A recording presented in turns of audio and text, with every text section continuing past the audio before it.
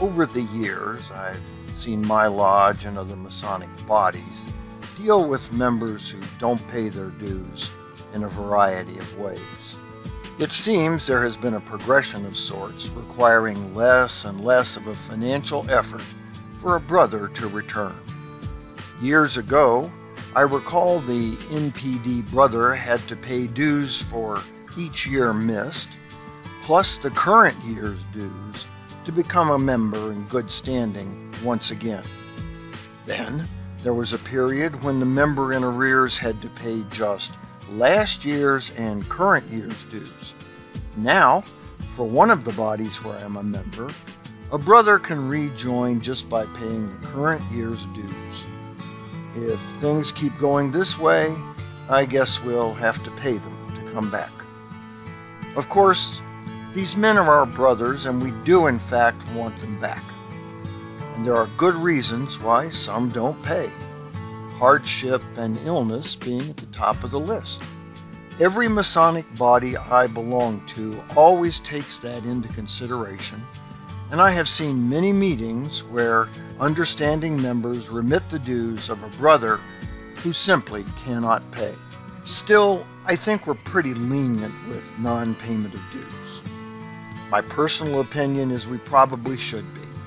I mean, how many times have we heard it? It's easier to keep the members you have than to go out and get new ones.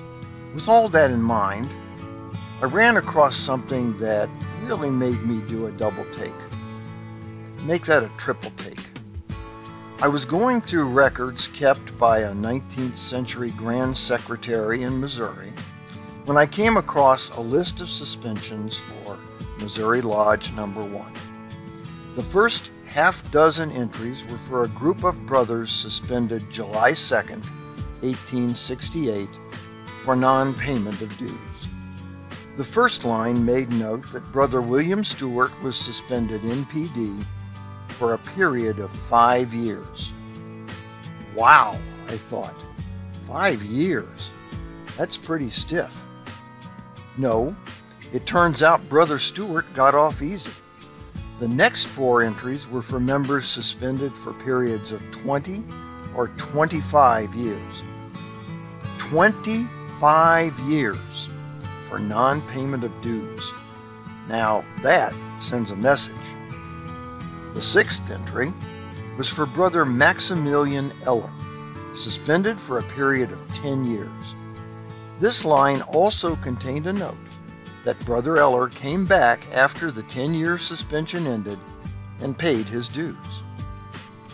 In those records, there were other brothers suspended for 25 years, which seemed to be more or less the standard. But beginning in 1872, with only 2 exceptions, NPD suspension penalties were, quote, until paid. So apparently, until paid became the new standard.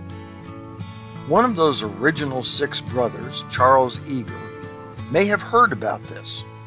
Originally suspended for 20 years, the records indicate he returned in 1876 and made restitution. It's not too much of a stretch to imagine he went back to Missouri Number 1 and said, "Hey look, I got a pretty harsh suspension for NPD, but today you're letting guys off the hook if they just pay up. How about cutting me a little slack too?" I doubt if he used that exact phraseology, but they did, in fact, let him back in. I have to conclude somewhere along the way, Missouri Number 1 decided its penalties for non-payment of dues were excessive and backed off. It's also possible the Grand Lodge somehow stepped in with different standards. Whatever the case, at that point those standards became more closely aligned with those we have today. We may never know why they made that change, but it's possible they too discovered it's easier to keep the members you have than go out and get new ones. For the Whence Came You podcast, this is Steve Harrison with the Masonic Minute.